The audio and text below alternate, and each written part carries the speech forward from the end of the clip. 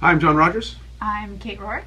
and we're two of the writers for The Librarians, and we're here to talk about the episode Fables of Doom. Yes, Librarians and the Fables of Doom. The episode Kate wrote actually came from two ideas that she brought in very early in the season. Talk about both of them. The first idea was I think I was from the meeting for me to get the job to write on the show. As I came in and said, it'd be really interesting if we ran into a town where there were fairy tales coming to life. And the second idea was was a book called The Hypnerotomachia Polyphily, which is an actual book that's a sort of a riddle book from the 1400s in Venice. And I wanted to sort of meld those two together in the room. We wanted to address the Cassandra Stone tension. Yes. It was early in the season, so we wanted to showcase what everybody's roles were, how they perceive each other, and to a great degree in a meta structure, how the audience perceives them, and then play around with it. It's why you got the Naked Now version in Next Gen very, very early in their arc. It makes sense to run the characters through weird iterations of themselves to sort of show the outer edges of how you're defining them.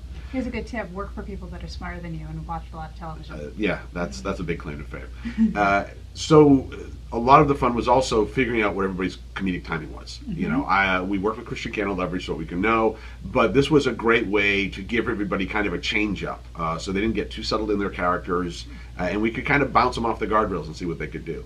It was also a lot of fun because fables are built on tropes and roles, as are TV shows to a great degree. Mm-hmm. And so addressing that directly, allowing us to go, like, why do we have a thief?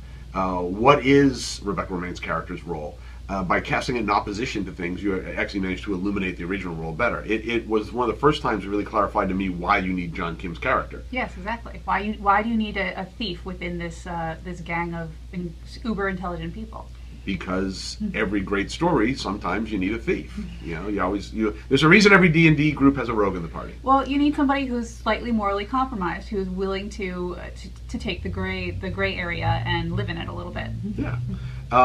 There was a lot of cool stuff physically on this set. It was our first big giant special effects episode, so there was an awful lot of people running away from things that were not there, like giant walls of thorns and special effects. But there was a lot of stuff that was on the set, and you were on the set for that, which was cool. I got to hang out with an actual wolf. It was not the size that you see in the show. It was a regular sized wolf. We did some camera work to make it look bigger, and there was also a very, very chill owl on set.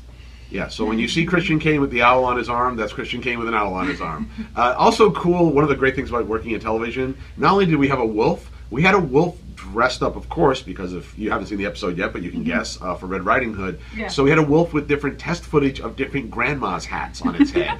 And that was a great day, was basically opening up the email and going, oh, here's test footage of the wolf wearing different little caps and hoods. Let's watch that at lunch. That was fun. That was a good time. We had a great guest cast, a lot of fun. Portland, of course, was always great to us. And we think it's a really great way, a great off-speed.